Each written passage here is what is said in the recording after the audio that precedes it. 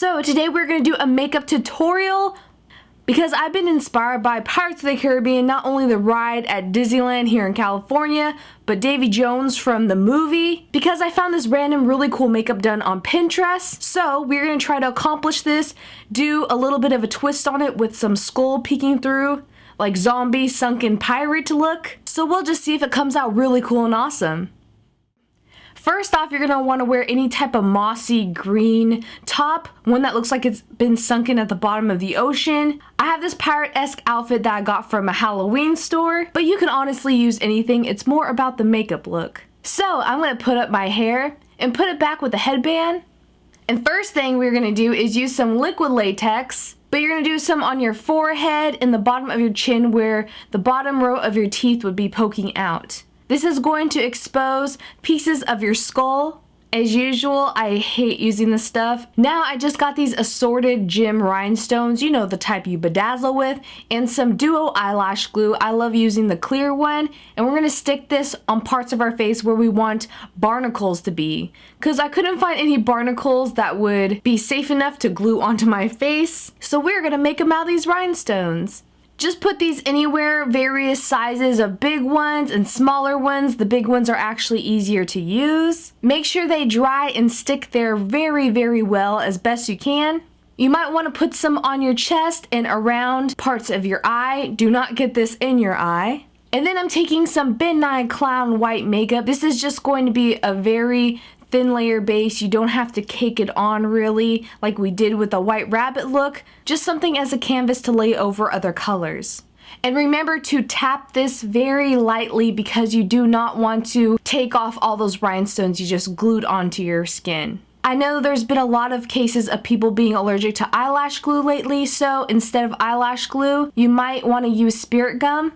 Hopefully that will work. But do that all over your face. You don't have to put it in or too much around your eye. You could leave some areas around there blank because we're going to fill it in with other colors later, and do it down your neck where you did those rhinestones, and we're going to do some really cool stuff there as well. And excuse the chesticles, I need to put some makeup down there as well. Now that you have the layer of that white paint, you might want to set it with a powder. If you have very translucent or white powder, I am using a baby powder with a big giant powder brush and wiping that all over my face. Now that our makeup is set, you can use any green Halloween face paint. I love using these water-based ones from Ben Nye with the giant Aqua Sponge because you can layer these and they're just so much fun. It's like using watercolor paints on your face. And when you're doing the green face paint, leave white parts exposed where you're going to do the skull, on your chin by the bottom of your mouth, and on the top of your forehead where you did that liquid latex piece. If you're using a water-based paint with a sponge, make sure not to get your sponge too soaking wet or else it will seep down into the glue of those rhinestones and make them come off a lot easier. So patting that all over the white makeup, on your face, down your chest, and neck. Now to make yourself look very sunken in and dead, you're going to want to try to push your collarbones up a little bit. I know this is very strange and hard concept to do, but you want to fill where your collarbone is and paint darker colors inside of the hollows next to your collarbone or wherever your collarbones may be, on the sides of your neck, on the bottom of your chin, and do a contour line under your cheekbones. You really want your face to look sunken in, like your skin is shrinking and dying from being washed up underwater in the ocean. Now I'm just getting a paintbrush with a darker green and darkening in all those contour shades I did with the lighter green, and on my nose. Now it's time to get some black matte eyeshadow and darken in the skull part, the eye socket. You're gonna wanna make it look hollow, and some shadows in darker green above the liquid latex where it's peeling back. Then some of the darker green face paint and doing very creepy, like veiny lines from your eyes and darkening the hollows of your eyes. That's why we left it blank, kind of not put all the white there before. It's kind of like when you painted suns as a kid in elementary school and you had those lines with the circle. You get as artistic as you want and get various sizes of paintbrushes. It kind of looks like roots of a tree. And now that we look like the Wicked Witch from The Wizard of Oz, we are going to use this dark green as lipstick. Now getting that green paint again and doing some more of those lines, veiny type root things under where our jawbone skull thing is going to be exposed. so that transitions better into this green skin we have. On one side of the bottom lip where you did that liquid latex, you're going to want to get maybe a white makeup pencil or any type of white makeup and put in some white there, because this is going to be exposed of our skull, jawline, and teeth. Now I'm just getting some matte off-white, almost a yellow tint of eyeshadow and putting that where we did the white makeup on the bottom of our chin and the top of our forehead. Then I'm getting my favorite liquid black eyeliner and drawing in the skull teeth. You're going to want to do thicker lines at the base of the teeth where it's going to be inset of where our jawbone is, and get some matte black eyeshadow with a smaller eyeshadow brush and doing some contour shading where our gums would have been, but it's going into our jawbone. Now I'm just getting some black face paint and darkening in the socket of our eye where we did that green around the barnacles of those rhinestones, and darkening in the center of our lips as well. You want the center of that eye and the lips to be dark and gradually fade out to the lighter green of all those veiny type marks we made. Now we're going to do the green on the other eye below where our skull piece is going to be, because we want it to transition into the green very nicely. And after you do the veins and stuff like you did on the other eye, you're going to get some black face paint and do above your eyelid and make it stop right below your brow bone. You can do some contouring shades, some cracks, whatever you want to do to your skull that's being exposed on this part.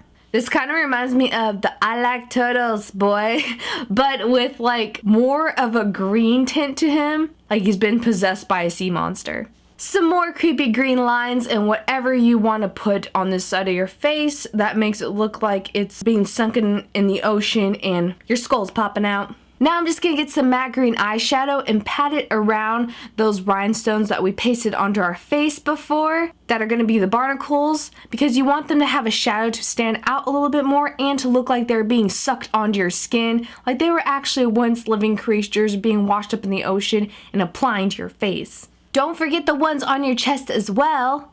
Now we're going to get that black liquid liner again and start coloring in little dots on top of those rhinestones so they will look like barnacles. So if you have a little bit of trypophobia, I think it's called, where you're scared of little miniature holes in bodies and things, I would steer clear or have someone else do this for you, because it's kind of creepy making barnacles all over your body even if they are fake. These kind of look like really creepy baby little eyes following you everywhere on your face. Can I make this any more creepier?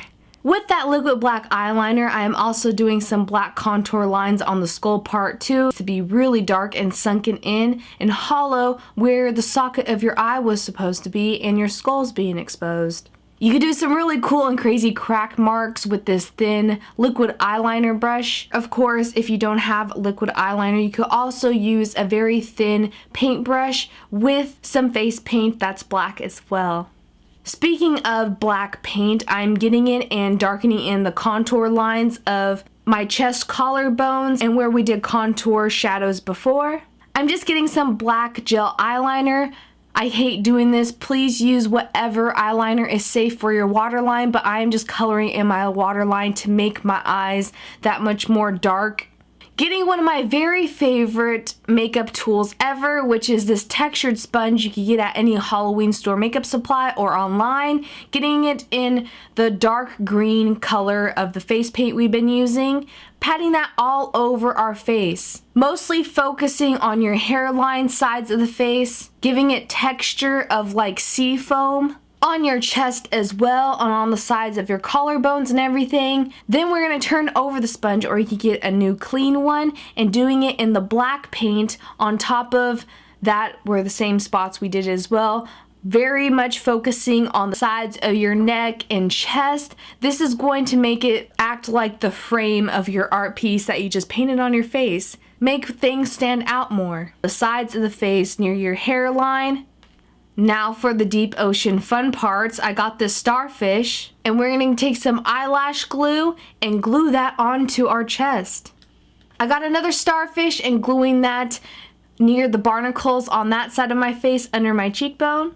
Girl, if you're like me and you don't have patience, you can use a hairdryer to make these eyelash glue pieces stick as well, because we are going to do other ones of some sand dollars and of other seashells all over various parts of your face. Now, disclaimer, please do not grab seashells from your actual ocean near you and put them on your face without disinfecting it, washing it.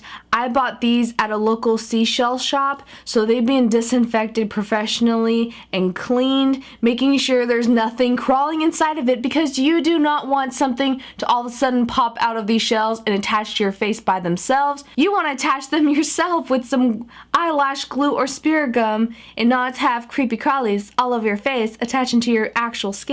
That is not nice, I wouldn't think. Just make sure that these shells are being adhered on flat parts of your skin, on your chest and face. Do not put these like in the corner inside your nose or anything, because they're not going to stick that well.